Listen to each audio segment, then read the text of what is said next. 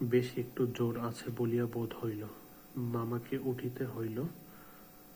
বরযাত্রীদেরও আহার হইয়া গেল। আয়োজনের আড়ম্বর ছিল না, কিন্তু রান্না ভালো এবং সমস্ত বেশ পরিষ্কার পরিচ্ছন্ন বলিয়া সকলেরই তৃপ্তি হইল।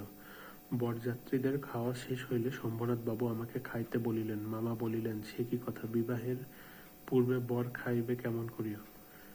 এ সম্বন্ধ মামার কোনো মত প্রকাশকে তিনি সম্পূর্ণ উপেক্ষা করিয়া আমার দিকে চাহিয়া বলিলেন, তুমি কি বলো? বসিয়া যাইতে দোষ কিছু আছে? মূর্তিমতী মাতৃ আজ্ঞা স্বরূপে মামা উপস্থিত, তার বিরুদ্ধে চলা আমার পক্ষে অসম্ভব।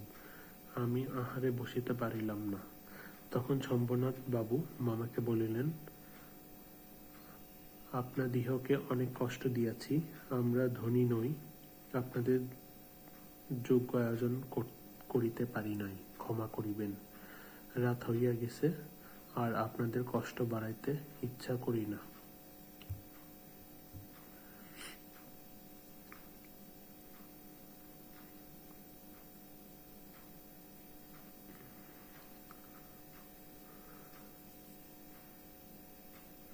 আপনাদের কষ্ট বাড়াইতে ইচ্ছা করি না। এখন তবে মামা বলিলেন, তা সবাই চলুন, আমরা তো প্রস্তুত আছি। শম্ভুনাথ বলিলেন, তবে আপনাদের গাড়ি বলিয়া দেই? মামা আশ্চর্য হইয়া বলিলেন, ঠাট্টা করিতেছেন নাকি? শম্ভুনাথ কহিলেন, ঠাট্টা তো আপনি করিয়া সারিয়াছেন। ঠাট্টার সম্পর্কটাকে স্থায়ী করিবার ইচ্ছা আমার নাই। মামা দুই চোখ এত বড় করিয়া মিলিয়া আবার অবাক হইয়া রহিলেন। শম্ভুনাথ কহিলেন, আমার কন্যার গহনা আমি চুরি করিব এ কথা যারা মনে করে, তাদের হাতে আমি কন্যা দিতে পারি না। আমাকে একটি কথা বলাও তিনি আবশ্যক বোধ করিলেন না। প্রমাণ হইয়া গেছে আমি কেহই নই। তারপরে যা হইল সে আমি বলিতে ইচ্ছা করি না। ঝড় লণ্ঠন ভাঙিয়া চুরিয়া জিনিসপত্র লণ্ডভণ্ড করিয়া বরযাত্রের দল দক্ষ যজ্ঞের পালা সারিয়া বাহির হইয়া গেল। বাড়ি ফিরিবার সময় ব্যান্ড, রসন চৌকি ও কনসর্ট একসঙ্গে বাজিল না, এবং অভ্রের ঝাড়গুলো আকাশের তারার উপর আপনাদের কর্তব্যের বরাত দিয়া কোথায় যে মহানির্বাণ লাভ করিল সন্ধান পাওয়া গেল না।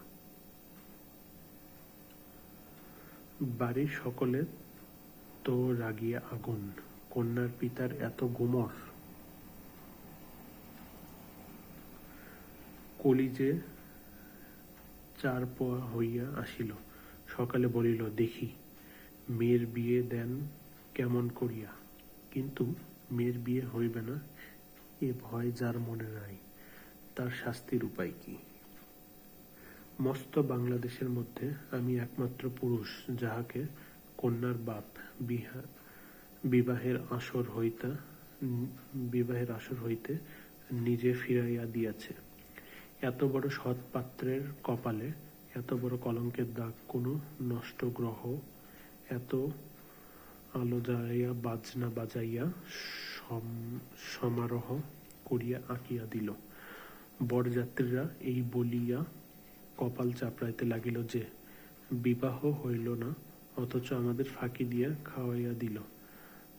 পাকযন্ত্রটাকে সমস্ত অন্ন শুদ্ধ সেখানে টান মারিয়া ফেলিয়া দিয়া আসিতে পারিলে তবে আফসোস মিটিত। বিবাহের চুক্তি ভঙ্গ ও মানহানির দাবিতে নালিশ করিব বলিয়া মামা অত্যন্ত গোল করিয়া বেড়াইতে লাগিলেন। হিতৈষীরা বুঝাইয়া দিল, তাহা হইলে তামাশার যেটুকু বাকি আছে তাহা পুরা হইবে। বলা বাহুল্য, আমিও খুব রাগিয়াছিলাম। কোনো গতিকে শম্ভুনাথ বিষম জব্দ হইয়া আমাদের পায়ে ধরিয়া আসিয়া পড়েন।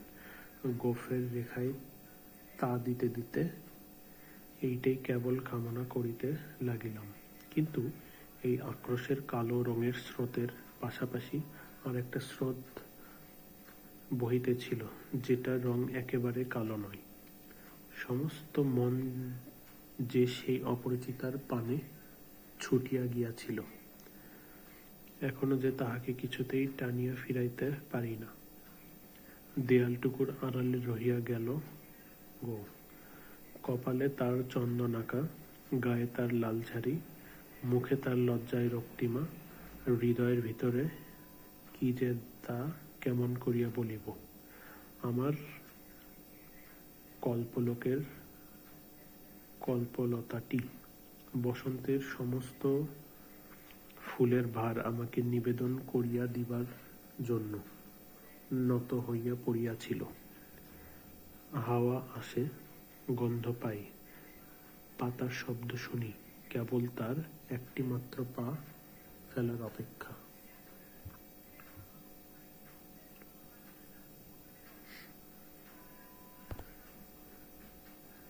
এমন সময়ে সেই এক পদক্ষেপের দূরত্বটুকু এক মুহূর্তে অসীম হইয়া উঠিল। এতদিন যে প্রতি সন্ধ্যায় আমি বিনুদাদার বাড়িতে গিয়ে তাহাকে অস্থির করিয়া তুলিয়াছিলাম, বিনুদাদার বর্ণনার ভাষা অত্যন্ত সংকীর্ণ বলিয়াই তার প্রত্যেক কথাটি স্ফুলিঙ্গের মতো আমার মনের মাঝখানে আগুন জ্বালিয়া দিয়াছিল। বুঝিয়াছিলাম মেয়েটির রূপ বড় আশ্চর্য, কিন্তু না দেখিলাম তাহাকে চোখে, না দেখিলাম তাহার ছবি, সমস্তই অস্পষ্ট হইয়া রহিল। বাহিরে তো সে ধরা দিলই না, তাহাকে মনেও আনিতে পারিলাম না। এই জন্য মন সেদিনকার সেই বিবাহ সভার দেয়ালটার বাহিরে ভূতের মতো দীর্ঘ নিঃশ্বাস ফেলিয়া বেড়াইতে লাগিল। হরিশের কাছে শুনিয়াছি মেয়েটিকে আমার ফটোগ্রাফ দেখানো হইয়াছিল, পছন্দ করিয়াছে বৈকি। না করিবার তো কোনো কারণ নেই। আমার মন বলে সে ছবি তার কোনো একটি বাক্সের মধ্যে লুকানো আছে। একলা ঘরে দরজা বন্ধ করিয়া একদিন নিরলা দুপুরবেলায় সে কি সেটি খুলিয়া দেখে না? যখন ঝুঁকিয়া পড়িয়া দেখে, তখন ছবিটির উপরে কি তার মুখের দুই ধার দিয়া এলো চুল আসিয়া পড়ে না? হঠাৎ বাহিরে কারো পায়ের শব্দ পাইলে সে কি তাড়াতাড়ি তার সুগন্ধ আঁচলের মধ্যে ছবিটিকে লুকাইয়া ফেলে না? দিন যায়, 1 বৎসর গেল। মামা তো লজ্জায় বিবাহ সম্বন্ধের কথা তুলিতেই পারেন না। মার ইচ্ছা ছিল আমার অপমানের কথা যখন সমাজের লোক ভুলিয়া যাইবে, তখন বিবাহের চেষ্টা দেখিবেন। এদিকে আমি শুনিলাম যে মেয়ের নাকি ভালো ভালো পাত্র জুটিয়াছিল, কিন্তু সে পণ করিয়াছে বিবাহ করিবে না। শুনিয়া আমার মন পুলকের আবেশে ভরিয়া গেল। আমি কল্পনায় দেখিতে লাগিলাম, সে ভালো করিয়া খায় না, সন্ধ্যা হইয়া আসে, সে চুল বাঁধিতে ভুলিয়া যায়। তার বাপ তার মুখের পানে চান আর ভাবেন, আমার মেয়ে দিনে দিনে এমন হইয়া যাইতেছে কেন? হঠাৎ কোনো দিন তার ঘরে আসিয়া দেখেন মেয়ের 2 চক্ষু জলে ভরা। জিজ্ঞেস করেন, মা, তোর কি হইয়াছে বল আমাকে।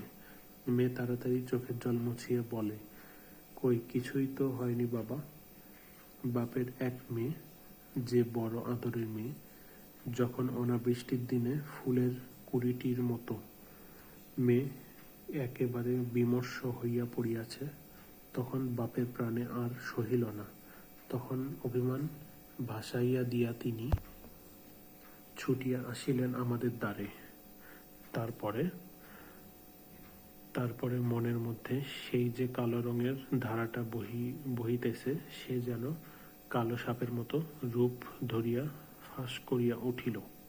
সে বলিল, বেশ তো, আর একবার বিবাহের আসর সাজানো হোক, আলো জ্বলুক, দেশ বিদেশের লোকের নিমন্ত্রণ হোক, তারপরে তুমি বরের টোপর পায়ে দলিয়া দলবল লইয়া সভা ছাড়িয়া চলিয়ে এসো। কিন্তু যে ধারাটি চোখের জলের মতো শুভ্র, সে রাজহংসের রূপ ধরিয়া দলবল রাজহংসের রূপ ধরিয়া বলিল, যেমন করিয়া আমি একদিন দময়ন্তীর পুষ্পবনে গিয়াছিলাম, তেমন করিয়া আমাকে একবার উড়িয়া যাইতে দাও, আমি বিরহিণীর কানে কানে একবার সুখের খবরটা দিয়ে আসি গে।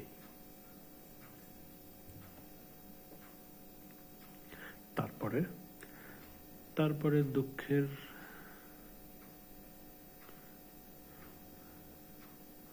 দুঃখের রাত পোহাইল, নববর্ষার জল পড়িল, স্নান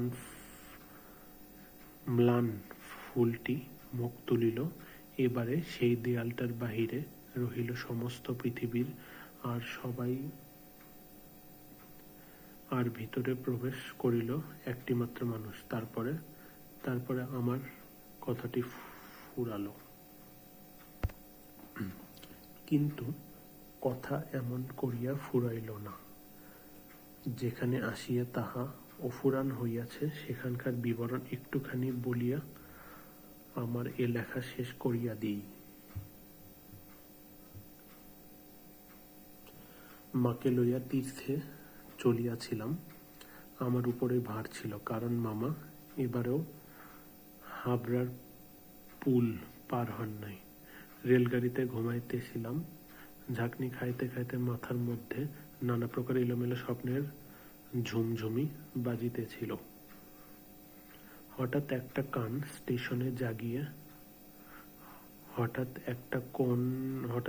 স্টেশনে জাগিয়া উঠিলাম।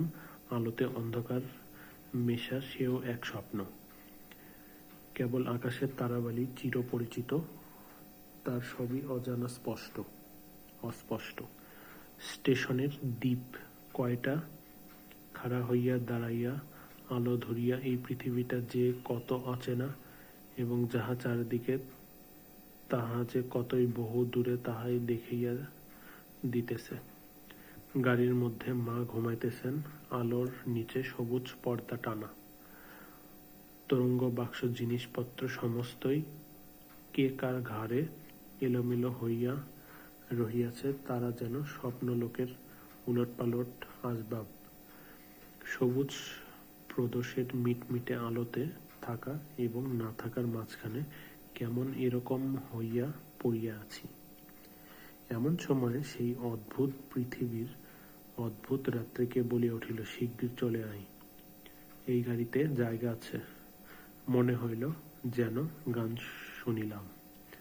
বাঙালি মেয়ের গলায় বাংলা কথা যে কি মধুর, তাহা এমনি করিয়া অসময়ে অজায়গায় আচমকা শুনিলে তবে সম্পূর্ণ বুঝিতে পারা যায়। কিন্তু এই গলাটিকে কেবলমাত্র মেয়ের গলা বলিয়া একটি শ্রেণীভুক্ত করিয়া দেওয়া চলে না। এ কেবল একটি মানুষের গলা। শুনিলেই মন বলিয়া ওঠে, এমন তো আর শুনি নাই। চিরকাল গলার সুর আমার কাছে বড় সত্য। রূপ জিনিসটি বড় কম নয়, কিন্তু মানুষের মধ্যে যাহা অন্তরতম এবং অনির্বচনীয়, আমার মনে হয় কণ্ঠস্বর যেন তারই চেহারা। আমি তাড়াতাড়ি গাড়ির জানালা খুলিয়া বাহিরে মুখ বাড়াইয়া দিলাম। কিছুই দেখিলাম না। প্ল্যাটফর্মের অন্ধকারে দাঁড়াইয়া গার্ড তাহার এক চক্ষু লণ্ঠন নাড়িয়া দিল। গাড়ি চলিল। আমি জানালার কাছে বসিয়া রহিলাম। আমার চোখের সামনে কোনো মূর্তি ছিল না, কিন্তু হৃদয়ের মধ্যে আমি একটি হৃদয়ের রূপ দেখিতে লাগিলাম। সে যেন এই তারাময়ী রাত্রির মতো আবৃত করিয়া ধরে, কিন্তু তাহাকে ধরিতে পারা যায় না। ওগো সুর, অচেনা কণ্ঠের সুর, এক নিমিষে তুমি যে আমার চিরপরিচয়ের আসনটির উপরে আসিয়া বসিয়াছ। কি আশ্চর্য পরিপূর্ণ! তুমি অঞ্চল কালের, তুমি চঞ্চল কালের ক্রুদ্ধ হৃদয়ের উপরে ফুলটির মতো ফুটিয়াছ, অথচ তার ঢেউ লাগিয়া একটি পাপড়িও টলে নাই। অপরিমেয় কোমলতায় এতটুকু দাগ পড়ে নাই। গাড়ি লোহার মৃদঙ্গে তাল দিতে দিতে চলিল। আমি মনের মধ্যে গান শুনিতে শুনিতে চলিলাম। তাহার একটি মাত্র ধোঁয়া। গাড়িতে জায়গা আছে। আছে কি? জায়গা আছে কি? জায়গা যে পাওয়া যায় না, কেউ যে কাকেও চেনে না, অথচ সেই না চেনাটুকু যে কুয়াশা মাত্র, সে যে মায়া, সেটা ছিন্ন হইলেই যে চেনার আর অন্ত নাই। ওগো সুধাময় সুর, যে হৃদয়ের অপরূপ রূপ তুমি, সে কি আমার চিরকালের চেনা নয়? জায়গা আছে, আছে, শীঘ্র আসিতে ডাকিয়াছ, শীঘ্রই আসিয়াছি, এক নিমেষও দেরি করি নাই। রাত্রে ভালো করিয়া ঘুম হইল না। প্রায় প্রতি স্টেশনে একবার করিয়া মুখ বাড়াইয়া দেখিলাম, ভয় হইতে লাগিল। যা হোক, দেখা হইল না, সে পাছে রাত্রে নামিয়া যায়। পরদিন সকালে একটি বড় স্টেশনে গাড়ি বদল করিতে হইবে। আমাদের ফার্স্ট ক্লাসের টিকিট, মনে আশা ছিল ভিড় হইবে না। নামিয়া দেখি প্ল্যাটফর্মে সাহেবদের আর্দালি দল আসবাবপত্র লইয়া গাড়ির জন্য অপেক্ষা করিতেছে। কোনো এক ফৌজের বড় জেনারেল সাহেব ভ্রমণে বাহির হইয়াছেন। 2-3 মিনিট পরেই গাড়ি আসিল। বুঝিলাম ফার্স্ট ক্লাসের আশা ত্যাগ করিতে হইবে। মাকে লইয়া কোনো গাড়িতে উঠি, সে এক বিষম ভাবনায় পড়িলাম। সব গাড়িতেই ভিড়। দাঁড়ে দাঁড়ে উকি মারিয়া বেড়াইতে লাগিলাম। এমন সময়ে সেকেন্ড ক্লাসের গাড়ি হইতে একটি মেয়ে আমার মাকে লক্ষ্য করিয়া বলিলেন, আপনারা আমাদের গাড়িতে আসুন না, এখানে জায়গা আছে। আমি তো চমকাইয়া উঠিলাম। সেই আশ্চর্য মধুর কণ্ঠ এবং সেই গানেরই ধোঁয়া। জায়গা আছে। ক্ষণমাত্র বিলম্ব না করিয়া মাকে লইয়া গাড়িতে উঠিয়া পড়িলাম। জিনিসপত্র তুলিবার প্রায় সময় ছিল না। আমার মতো অক্ষম দুনিয়ায় নাই। সেই মেয়েটি কুলিদের হাত হইতে তাড়াতাড়ি চলতি গাড়িতে আমাদের বিছানাপত্র টানিয়া লইল। আমার একটা ফটোগ্রাফ তুলিবার ক্যামেরা স্টেশনে পড়িয়া রইল, গ্রাহ্যই করিলাম না। তারপরে কি লিখিব জানি না। আমার মনের মধ্যে একটি অখণ্ড আনন্দের ছবি আছে, তাহাকে কোথায় শুরু করিব, কোথায় শেষ করিব, বসিয়া বসিয়া বাক্যের পর বাক্য যোজনা করিতে ইচ্ছা করে না। এবার সেই সুরটিকে চোখে দেখিলাম। তখনও তাহাকে সুর বলিয়াই মনে হইল। মায়ের মুখের দিকে চাহিলাম, দেখিলাম তার চোখে পলক পড়িতেছে না। মেয়েটির বয়স 16 কি 17 হইবে, কিন্তু নবযৌবন ইহার দেহ মনে কোথাও যেন একটুও তার চাপাইয়া দেয় নাই। ইহার গতি সহজ, দীপ্তি নির্মল, সৌন্দর্যের সুচিতা অপূর্ব। ইহার কোনো জায়গা, কিছু জরিমা নাই। আমি দেখিতেছি, বিস্তারিত করিয়া কিছু বলা আমার পক্ষে অসম্ভব। এমনকি সে যে কি রঙের কাপড় করিয়া পড়িয়াছিল তাহাও ঠিক করিয়া বলিতে পারিব না। এটা খুব সত্য যে তার বেশভূষায় এমন কিছুই ছিল না যেটা তাহাকে ছাড়াইয়া বিশেষ করিয়া চোখে পড়িতে পারে। সে নিজের চারদিকের সকলের চেয়ে অধিক রজনীগন্ধার শুভ্র মঞ্জরীর মতো সবল বৃত্তটির উপরে দাঁড়াইয়া যে গাছে ফুটিয়াছে, সে গাছকে সে একেবারে অতিক্রম করিয়া উঠিয়াছে। সঙ্গে 2-3টি ছোটোখাটো মেয়ে ছিল। তাহাদিওকে লইয়া তাহার হাসি এবং কথার আর অন্ত ছিল না। আমি হাতে একখানা বই লইয়া সেদিকে কান পাতিয়া রাখিয়াছিলাম। যেটুকু কানে আসিতেছিল সে তো সমস্তই ছেলেমানুষদের সঙ্গে ছেলেমানুষি কথা। তাহার বিশেষত্ব এই যে, তাহার মধ্যে বয়সের তফাৎ কিছুমাত্র ছিল না। ছোটদের সঙ্গে সে অনায়াসে এবং আনন্দে ছোট হইয়া গিয়াছিল। সঙ্গে কতকগুলি ছবিওয়ালা ছেলেদের গল্পের বই, তাহারই কোনো একটা বিশেষ গল্প শোনাইবার জন্য মেয়েরা তাহাকে ধরিয়া পড়িল। এ গল্প নিশ্চয় তারা 20-25 বার শুনিয়াছে। মেয়েদের কেন যে এত আগ্রহ তাহা বুঝিলাম। সেই সুধা কণ্ঠের সোনার কাঠিতে সকল কথা যে সোনা হইয়া ওঠে। মেয়েটির সমস্ত শরীর মন যে একেবারে প্রাণে ভরা, তার সমস্ত চলায় বলায় স্পর্শে প্রাণ ঠিকরিয়া ওঠে। তাই মেয়েরা যখন তার মুখে গল্প শোনে তখন গল্প নয়, তাহাকেই শোনে। তাহাদের হৃদয়ের উপর প্রাণের ঝর্ণা ঝরিয়া পড়ে।